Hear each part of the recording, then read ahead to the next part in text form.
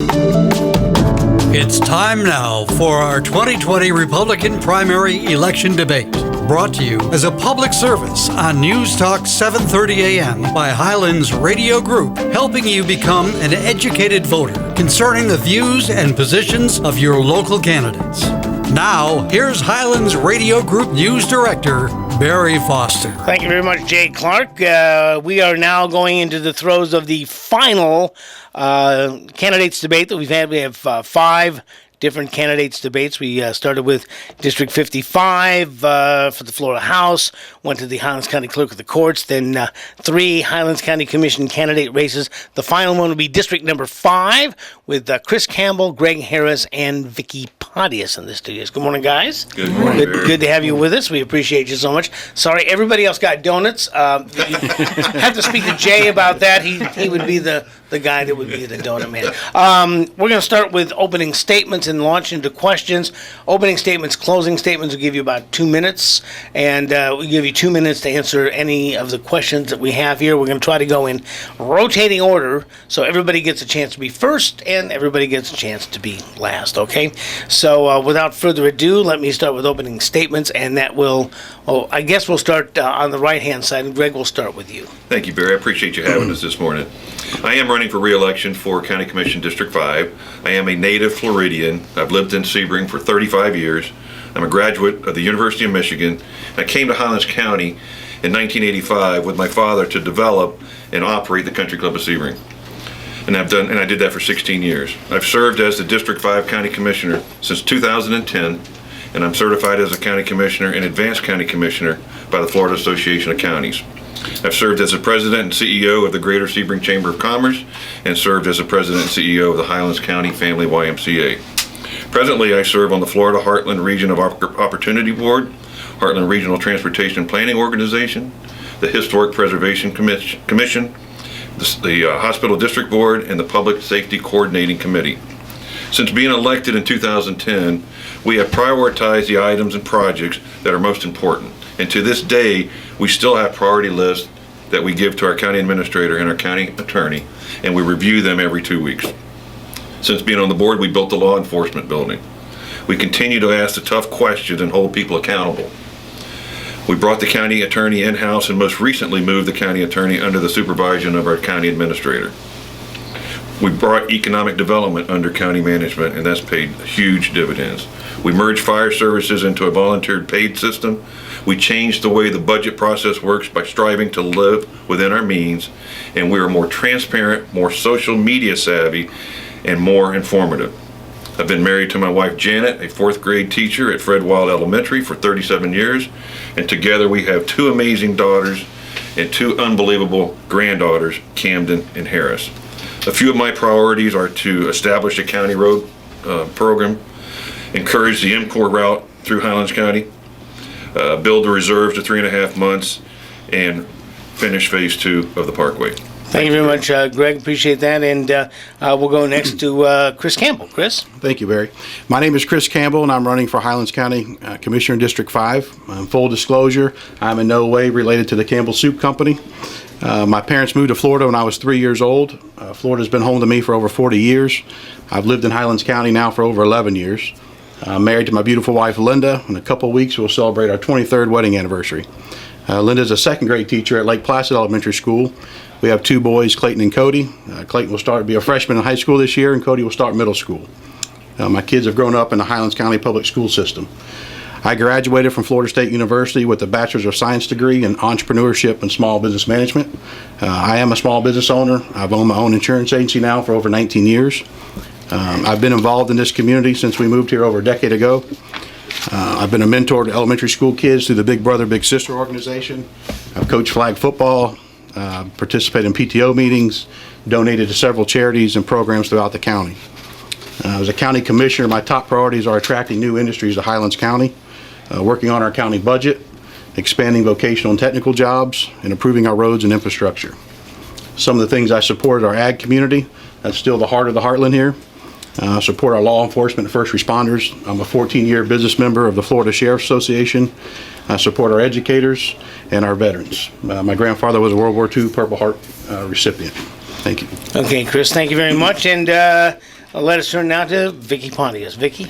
First of all, Barry, thank you for allowing me to be here. This is a great opportunity for all of us to discuss our platforms. I would like to tell you a little bit about myself. Me and my family moved from actually Hollywood, Florida, down in Broward County 49 years ago. My mom, my dad, and 6 children. We actually followed my grandfather up here, who bought 10 acres of grove in Hycoria, and he built a small cabin on that, so he had that for a little while. I'm a graduate of Sebring High School and what is now South Florida State College, and also Hodges University, graduating top honors, summa cum laude. I've been married to my husband, Rick, for 35 years. We have 2 daughters who are both Sebring High School and South Florida State College alumni, and they also both hold their bachelor's degrees and live and work here in Highlands County. In addition, we have 4 beautiful grandchildren. I started my career when I first graduated from high school working at Hobby Hill Florist in downtown Sebring, and then I dabbled for a little while in real estate, and that didn't work out too well for me because the interest rates were about 18% at that time. Thank God I was still living at home, or I would have starved to death. I began my career with the Board of County Commissioners in 1983 as a stock clerk in the mechanics warehouse with only a high school diploma. Throughout the years with county government, I was promoted along with increasing responsibilities, and when I retired, I was one of the 6 directors in upper administration. I'm running because Highlands County has been good to me and it's been good to my family. I raised my kids here, and now my kids are raising their kids here.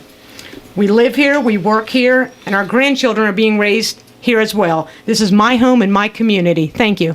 Thank you very much, Vicki. You guys have already touched on some of the topics that we're going to talk about, so this will give you a chance to kind of enlarge on some of the things that you've touched on already. So, Chris, I believe this question will fall to you. What do you believe is the number one issue facing the county in this upcoming year? The number one issue is going to be the budget when they're talking about the coronavirus and our expected revenues coming in.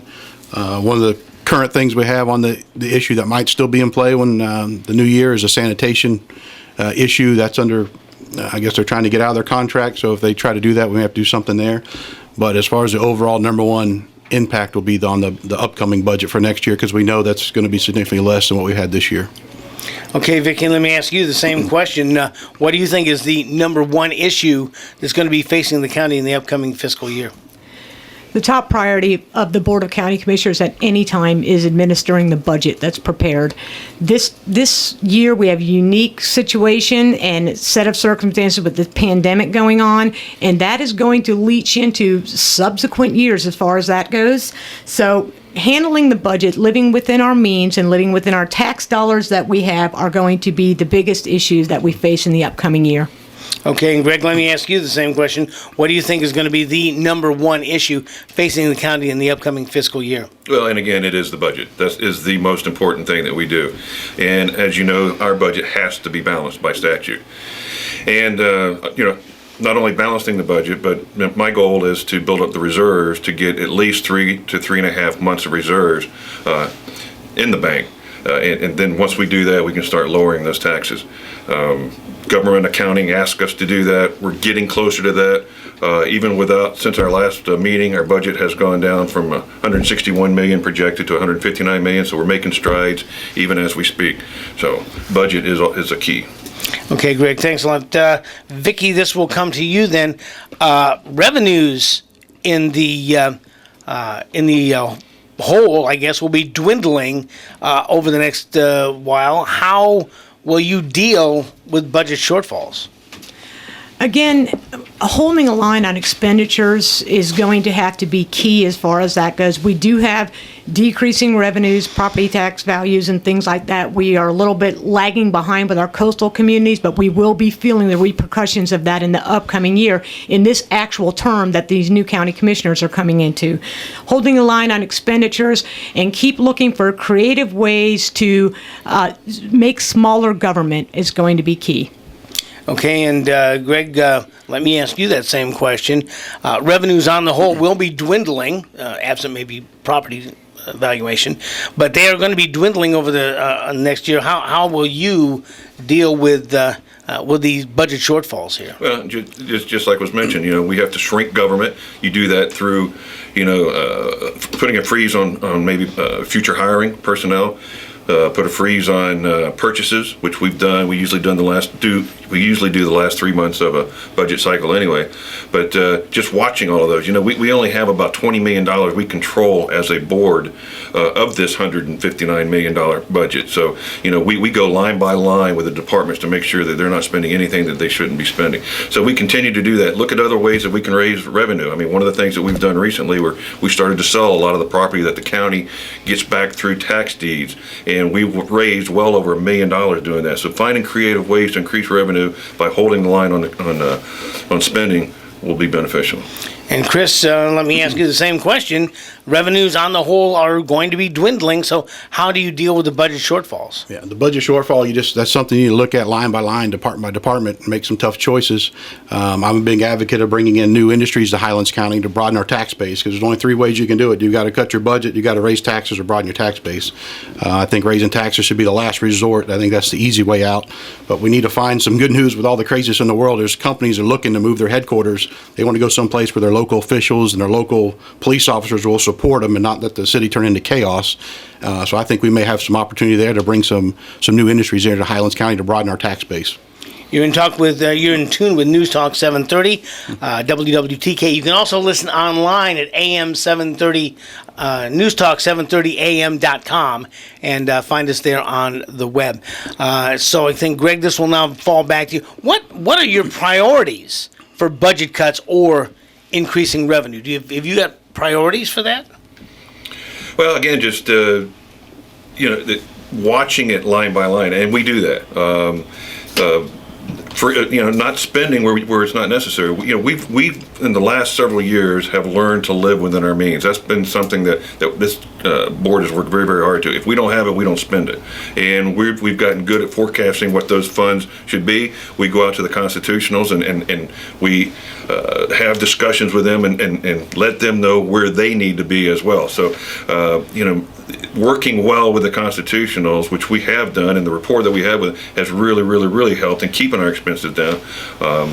And then as far as looking for additional revenue, it is by bringing in different businesses. We have an economic development staff that is outstanding. They're well connected throughout the state. We do a lot of the things that make it attractive to come here, like site surveys and site-specific surveys that are ready, so people can look at a site to see if it will fit their needs. We've held impact fees down. We've offered tax abatements, more things to make it attractive to come to Highlands County, and it seems to be paying dividends.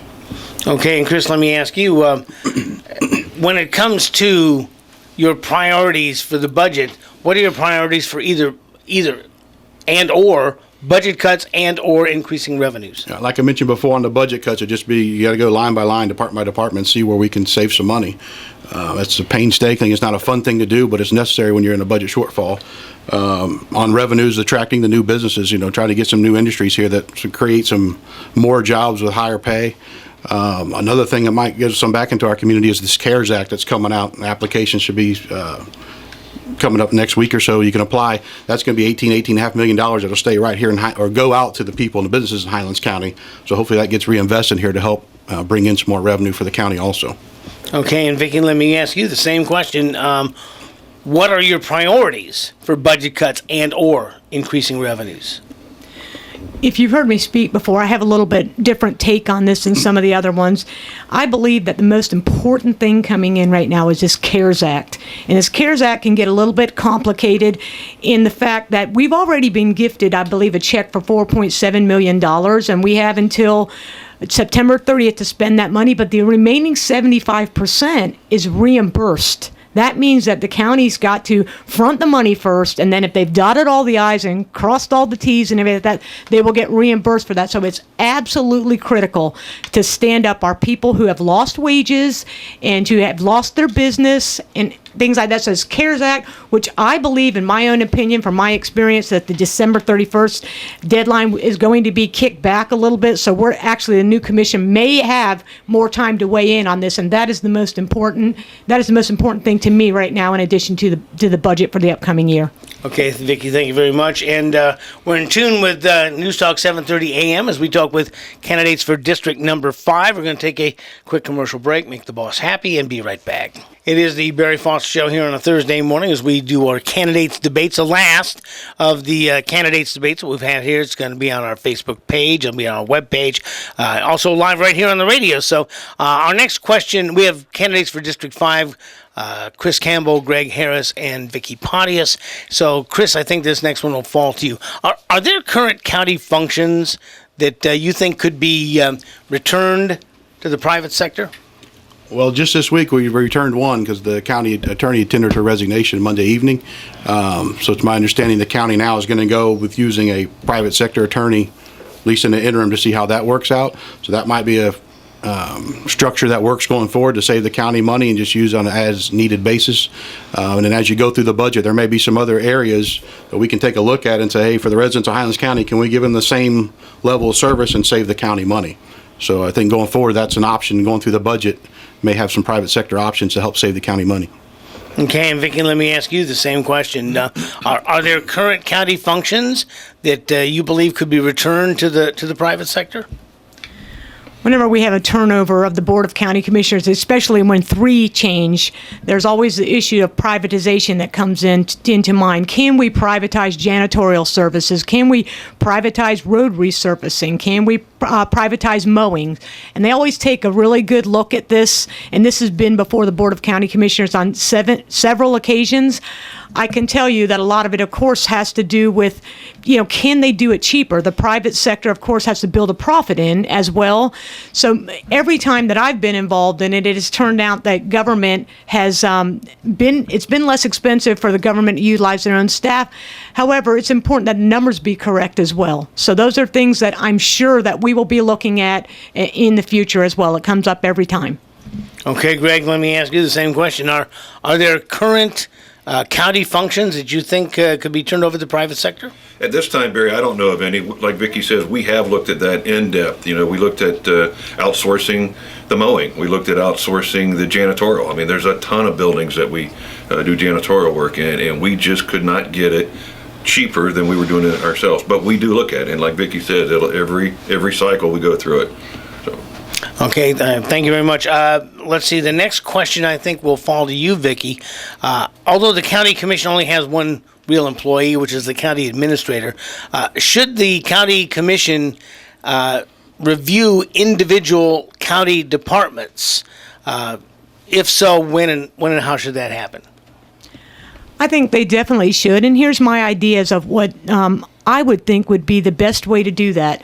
In the beginning of every year, in November, when we have a new county commissioner chair, we have committee assignments, and each of the 5 commissioners are assigned committees that they are to administer. At that same time, I think they should also be assigned a department head that's over all of these budgets, and I think that county commissioner should work with Randy Vosberg, the county administrator, as well as the department head, to learn about the individual departments and to find out how they function and what their needs are, and maybe work to see if there's efficiency in that type of thing. And then I think it should also be rotated, because I think it's very important that there's no sacred cows in these departments. So I think everyone can learn that way, especially since we have a new board. Everybody can learn the functions as well. So I think it's a great way to evaluate. Okay, Greg, let me ask you the same question. Should individual county departments have evaluations like the county administrator? If so, when and how? Well, we kind of do that already, Barry. We perform evaluations on each department director on an annual basis, and all that's tied to merit. Also, we ask what the goals are, or what their goals are for the coming year, and then they're challenged to meet those goals. From a budgetary standpoint, we go through the departments line by line. This is done, prior to bringing the budget back to the board, and look at any and every way that we can cut that. So I would say that we more or less do an evaluation yearly on those departments. Okay, and Chris, same question falls to you. Should individual county departments have evaluations the same way the county administrator does? If so, when and how? Yes, I just think as a business owner, it's just a great business practice that you always evaluate your employees at least twice a year. You can give them feedback on how they're doing and get feedback from them on things they're seeing and changes. I just think it's a great business practice of any business, and I don't think the county commissioners should be any different with the departments they handle. Okay, thank you, Chris. We'll go to the next question, and Greg, this will fall to you. Now that we have no county attorney, how do you think the legal representation for the county should be handled? Well, we talked at length about this before all this came down, and Randy is very confident that he can maintain the same level, if not better, than we had when we had that representation. We've got an assistant county attorney that's going to report in the next 2 weeks, so we'll use that person. That person's been hired. We also have outstanding firm that we use off-site that helps us keep up with the work, and we're confident that we won't miss a lick. Okay, and Chris, let me ask you, now that we have no county attorney, how do you think that the legal representation for the board should be handled? Like I mentioned earlier, now they've gone to that private sector right now since she just tendered her resignation Monday evening. I think we should watch that and going forward and keep in contact with Randy as long as everything's getting done like it needs to be.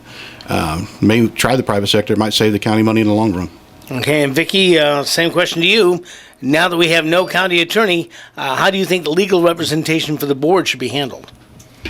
As you know, Barry, we had outside representation locally here for years and years and years, and the Board of County Commissioners decided to bring that in-house because we weren't getting the services that we felt. We were a large enough county that we needed a full-time attorney on staff. So I agree, maybe we should, before we make the expenditure of the huge overhead for a full-time, let's see how this idea that Randy has with outside source works out. But I think that we should be prepared to be filling that position because we were big enough 10 years to bring it in, 10 years ago to bring it in-house, and now we're suggesting that we can just do it with contract. It really depends on how good this new assistant does, I guess. Okay, thank you very much, Vicki. We'll start with you here, Chris. Lots been talked about economic development. How do you think the Economic Development Department has performed since it was absorbed by the county? We have... I guess it's been a fairly new thing to go through. I know Jim Brooks is one of the liaisons for the county commissioner, and he's getting ready to retire. Not being in there to see all the inner workings of it, I would like to see, it bothers me. I'm competitive, so when I see Nucor go to Polk County just across our county line, that bothers me. I think that's something I wish we could have had here in Highlands County. So that's why my top priority is bring new industries here into Highlands County. So the fact that we need to broaden our tax base, depending on how it's doing, I think we can do better because I don't think we have a big enough industry with enough jobs with the higher pay that we need here in the county currently. Okay, and Vicki, let me ask you, how do you think that the Economic Development Department has performed since it's been absorbed by the county? The Economic Development Department is on its third manager right now, and Megan DiGiacomo, I worked with her a little bit before I retired, and she seems to have a very good reputation out in the community and is doing a good job. However, I did meet with her just last week, and it's interesting because what I've been touting during my campaign is economic development certainly is very, very important for our future and to broaden our tax base and things like that. But even she has pushed her duties aside in economic development, and her number one priority right now is administering to this CARES Act. So I think that speaks volumes as far as that goes. Even that department itself realizes that we have to take care of this CARES Act first and get our local communities and our employees and our residents back on their feet before we talk about anything future in economic development. Okay, and Greg, let me ask you the same question. How do you think the Economic Development Department has performed since being absorbed by the county? I think outstandingly. Under Ben Dunn's leadership, we brought it under the county, and I mean we're more proactive. We're more connected with the stakeholders. We're part of the 6-county coalition, the Pharaoh, which we as a 6-county coalition, we try to attract business to the whole region. They've done it, and she's probably the most well thought of in that whole 6-county coalition. Like I said, we've done site surveys that where a business can come in and say, what sites are ready, what they can move into, what needs water, what doesn't. That was important. We didn't really know what we had, and then constantly working with keeping Bernie Little here. That was basically Megan doing that in the economic development group. Bernie Little wanted to expand. That's part of the EDC mission, to attract and keep businesses in our county, and the EDC helped do that. Okay, thank you very much, Greg. Let's go to our next series of questions, and Vicki, I think this falls to you. What do you believe is the government's role in affordable housing? The government role, we do have some skin in the game as far as that goes, as far as housing goes. I feel that we should be working in any way. There's lots of grant opportunities out there available right now to help our county and to leverage our dollars to bring affordable housing into Highlands County. I think that we do have a grants person on staff right now. I think we need to be ferreting those out, find ways to local money here to leverage that to bring housing that is for workforce type people, and I think that we should be very proactive in that. Okay, thank you, Vicki. And Greg, let me ask you, what do you think the government's role is in affordable housing? Well, Barry, I know that there are folks out there, and maybe even one in here, that doesn't think the government should be in the housing business. But, there is a need in our county. And, we administer the SHIP funds, which are funds provided by the state to all counties that can be used for emergency repairs, new construction, rehabilitation, down payment assistance, closing costs, etc. So all counties get that. Some of the things that we've done to make housing more affordable is, we've suspended the impact fees for several years now. We've not raised taxes for several years. We've opened up the county to allow for more subcontractors, making for hopefully a more competitive product. We've created economic development initiatives, and then we supported most recently that Hope Haven project, where we donated land next to where the school board is and waived some fees so they could put some small houses in there for more affordable housing and some of the homeless folks. Okay, Greg, thank you very much. I'll tell you what we're going to do. We're going to take another quick commercial break right here, and we'll be back. Don't go away as we talk with candidates for District 5, Greg Harris, Chris Campbell, and Vicki Pontius. It's the Barry Foster Show here at News Talk 730, and it's been pointed out to me that I shorted Chris Campbell on the question we just had at hand. And Chris, so let me ask you before we move ahead, what do you believe is the county's role in affordable housing?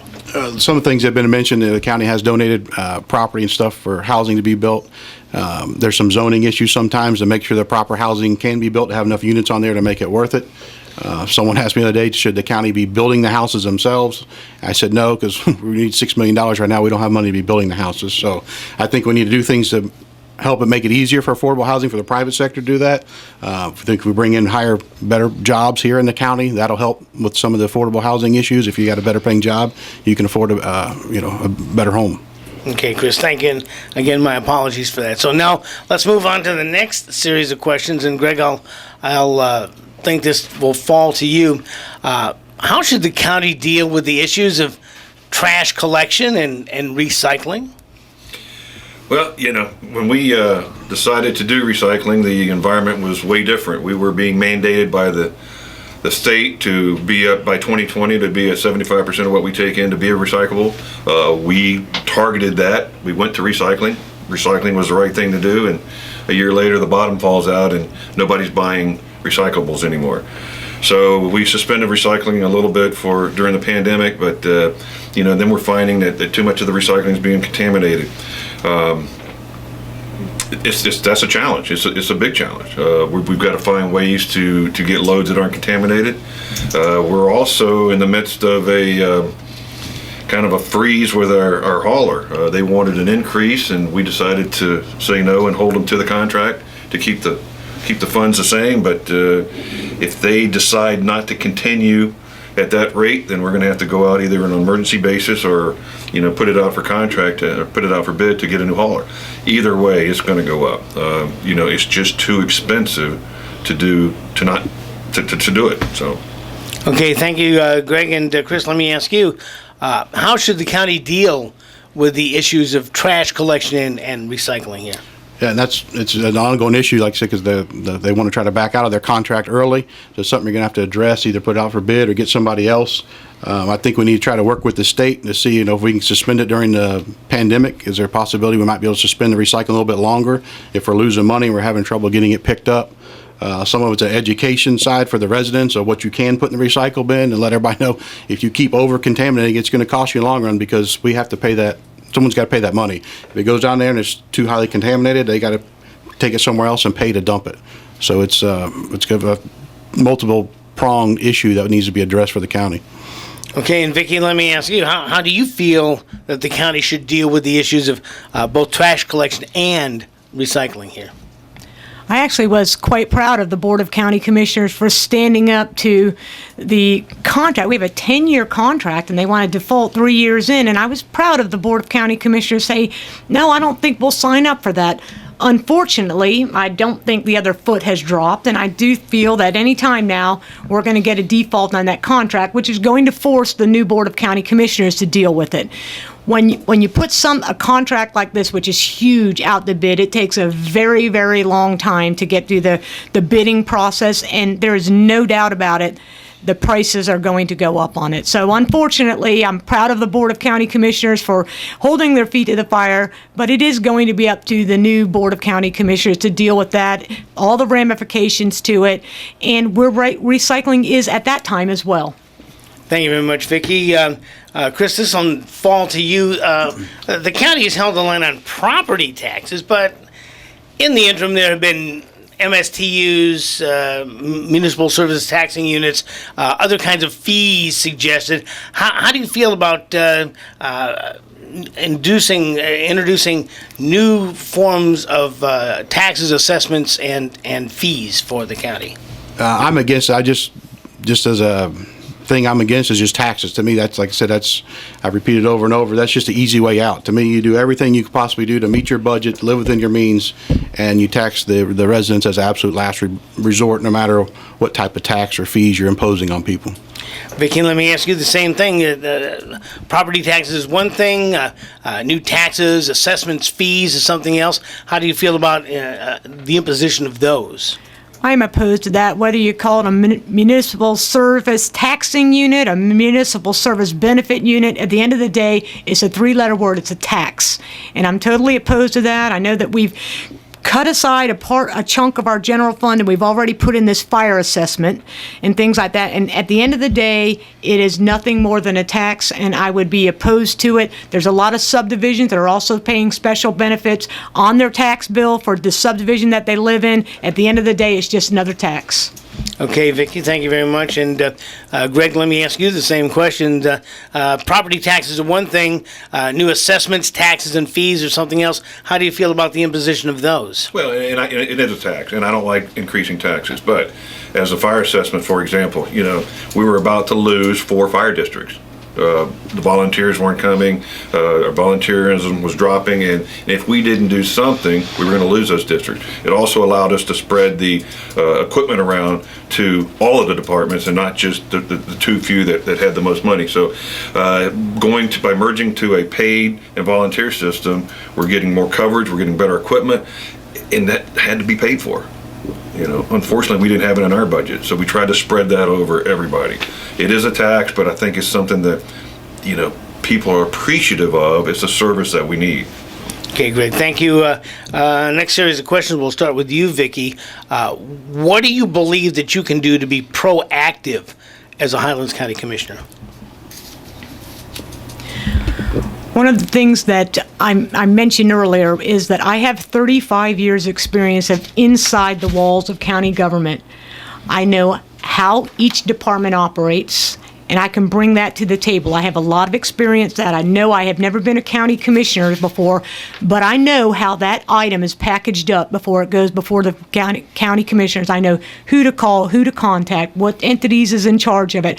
I also know as a county commissioner that even if I agree with the item that's being proposed to me, and it does require some kind of policy change, I have to take 2 county commissioners with me, and I can't talk to that county commissioner or I'm violating the Sunshine Law.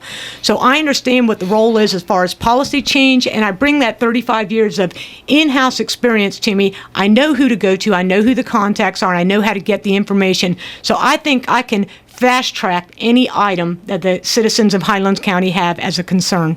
Okay, Vicki, thank you. Greg, let me ask you the same question, What do you think you can do to be proactive as a county commissioner?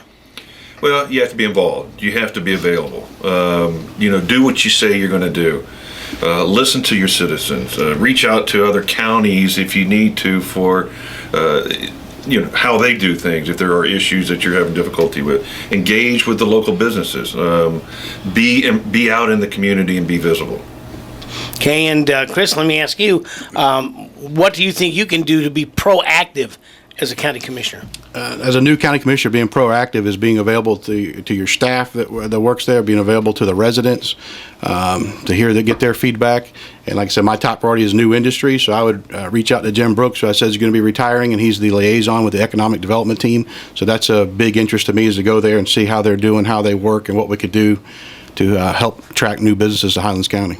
Okay, Chris, thank you very much. You're in tune with Highlands County News Talk 7:30 a.m. as we talk with Highlands County Commission candidates for District 5, Greg Harris, Chris Campbell, Vicki Pontius. We're going to take our final commercial break and be back after these. We are at Highlands News Talk 7:30. I'm Barry Foster, News Director. We have 3 candidates for District 5 of the Highlands County Commission, Greg Harris, Chris Campbell, and Vicki Pontius in the studios. And we'll start with another round of questioning. And Greg, this will start with you. How do you plan to stay in touch with your constituents? Well, we do that now. It's by telephone, by texting, by email, face-to-face visits. We get contacted when there's an issue, and whether it be garbage, whether it be road work, and we get, you have to react to that, and you have to react quickly. So just be responsive when there's that need, because it's a lot different when a citizen calls a department and when a commissioner calls a department. So Chris, let me ask you, how would you plan to stay in touch with your constituents? You have phone, email, office appointments for face-to-face visits if we're ever allowed to do those again. Social media, they can get hold of me through there and respond, and just being available of all the different outlets that are available out there. Okay, and Vicki, I'll ask you the same question. As a new commissioner, how would you stay in touch with your constituents? Even right now, as I'm campaigning, if anyone needs to reach me, my name is Vicki Pontius. My telephone number is 863-414-2917. Please feel free to call me, text me. I also have a huge Facebook presence at Vicki Pontius for County Commissioner. Please, if anybody has any questions about my platform, please feel free to reach me. In addition to that, I've been out there pounding the pavement. I've been out there meeting people that I don't know. There's a lot of people out there that I don't know and none of us know. I plan to keep that up in the future and to meet new people. And like I said, I will be available full-time in many media outlets, as well as phone, person, meeting. Just call me. Let me know what you need. Thank you. Thank you, Vicki. Next question will fall to you, Chris. Do you feel that the commission has been responsive to citizens' concerns? And if so, how? Well, the sanitation is a big one, so I know there's a lot of people that complain about that. I think the commission's doing what they can right now. Like I said, it's a contract of 10 years. They're trying to get out of it. So some of the big issues I think people are complaining about, but the commissioners are getting back to them. It's just a matter of under a contract and whether or not they're going to pull out of it. That's an example of the sanitation. So they may not like the answer, but in some instances, I think the commissioner's hands are tied when it comes to stuff like that. Okay, Chris, thank you. And Vicki, let me ask you, do you feel that the commission has been responsive to citizens' concerns, and if so, how? During my campaign, I'm surprised to actually learn how many of the people out here that are voters of Highlands County that cast a vote that don't know any of our commissioners. So do we need to improve on communications between the public and the Board of County Commissioners? Absolutely. On every issue, whether it's trash, taxes, fire assessments, we need to do better. There's always ways to improve. Okay, Vicki, thank you. And Greg, let me ask you: do you feel the commission has been responsive to citizens' concerns, and if so, how? Well, I think so. You know, we have our meetings twice a month. If it's a hot topic, we'll have a night meeting.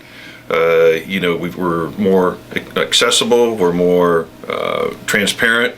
We put our issues on the website. So I think we have.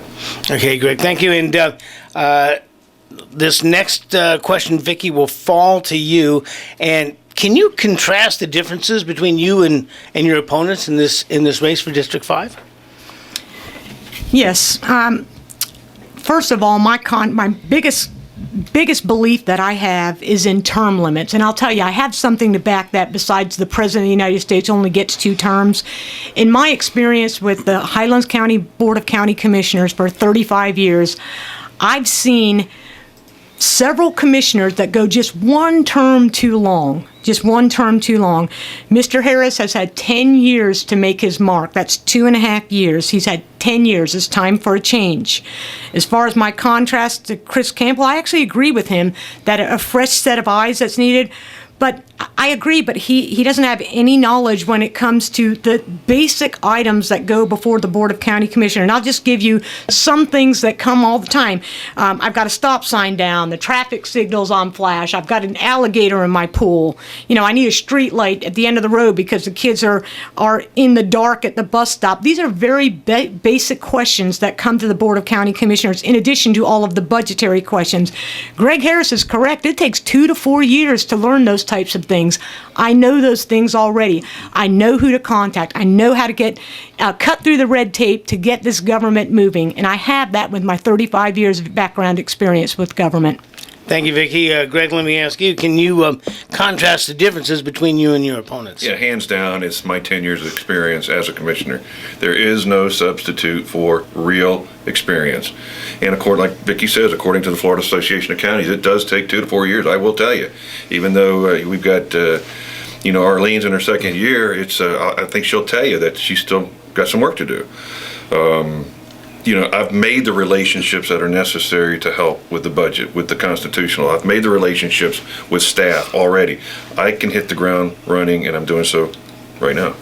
Okay, and Chris, let me ask you, can you contrast the differences between you and your opponents? Well, one, and I don't know if any of them owned a small business before, but I've been a small business owner for almost 20 years, and I think that serves well when people go to serve the public. Of almost 20 years, only 25% of new businesses make it past 15 or more years. And I am the only candidate running that's never been a politician. I've never worked for the county in any facility, so that really brings a new perspective and fresh set of eyes on the things we're going to face. I'm not one for seeing people stay in office forever, and I'm not one to see people move from department to department throughout their career either. So I think you go in there, you serve the community, and then you take a break, and that's just a way of giving back to the community. Thank you very much, Chris. Now we're going to wind up with closing statements. You'll have 2 minutes, and this will give you a chance to either reiterate stuff that you want to make sure you hit or touch on things that we didn't have a chance to touch on. And so, Mr. Harris, this will fall to you, and I always ask the same question. Greg, why should anybody vote for you for Highlands County Commission District 5? Well, and thank you, Barry. But this is a difficult time or challenging time for our commission. We've got 3 commissioners that are not seeking re-election. We've got another commissioner that's in her second term, although she's doing an outstanding job. That leaves this race with the potential of having another freshman commissioner. I think it's critical that we have experience, proven leadership. And in this race, I'm the only candidate with that experience. I'm a fiscal conservative. I understand that my job as commissioner is to work and advocate for all the residents. I've chosen, as I did my last campaign, to self-fund this campaign. I'm not seeking contributions. I've championed and prioritized economic development and jobs promotion for 10 years, and I'll continue to do so. I also initiated the illegal dumping program presently in place and coordinated this plan of action with the sheriff. Throughout my 10 years of service, I've developed a great rapport with the constitutional officers and staff. Those relationships are already made. And as you know, it takes 2 to 4 years to get up to speed. I'm already up to speed. I fully understand the intricacies and complexities associated with our $159 million budget, which is huge. And I would appreciate and be honored to have your vote on August 18th. Thank you, Greg Harris. And Chris Campbell, let me ask you the question. Why should anybody vote for you for Highlands County Commission District 5? Thanks, Barry. The only reason I'm running for county commissioner is because I believe I can help make Highlands County better. If I didn't believe that, I wouldn't run. I've been blessed with the business that I've built to give me the time and the flexibility to run for office. I believe to whom much is given, much is expected. That's my way of giving back to the community. I'll use my business experience to help the county get through the issues and challenges we face. Like I said, I'm not a politician. I've never been work for the county. If you want someone who will bring in a fresh set of eyes, a new perspective, and a strong voice for Highlands County, I'd appreciate your vote. Thank you. Chris, thank you very much. And Vicki, let me ask you finally, why should anybody vote for you for Highlands County Commission District 5? Again, Barry, thank you for allowing us to be here. A vote for Vicki Pontius is a vote for a full-time county commissioner who will be in touch with and connected to the citizens of Highlands County. My two opponents not only work outside of Highlands County, but this will be their second job. This will be my first and only job. I have the job knowledge, the energy, the enthusiasm, and most importantly, the time to serve you. My entire working life has been devoted to public service and giving back to our community. I want to continue by serving you, the citizens of Highlands County. This is my home. This is my community. I have lived here for 49 years. I will work tirelessly to maintain our quality of life while still exploring other opportunities for conservative, responsible growth. I work for government. Now let me work for you. I'm available by phone or text 414-2917 or by Facebook. I'm Vicki Pontius, and I would appreciate your vote. Thank you very much, Vicki, and that wraps up our final candidates debate here on News Talk 730. District 55, Clerk of the Courts, County Commissioners. I just have to tell you, it feels like longer. I gotta go home, take a accommodative. We'll see you bright and early Monday morning.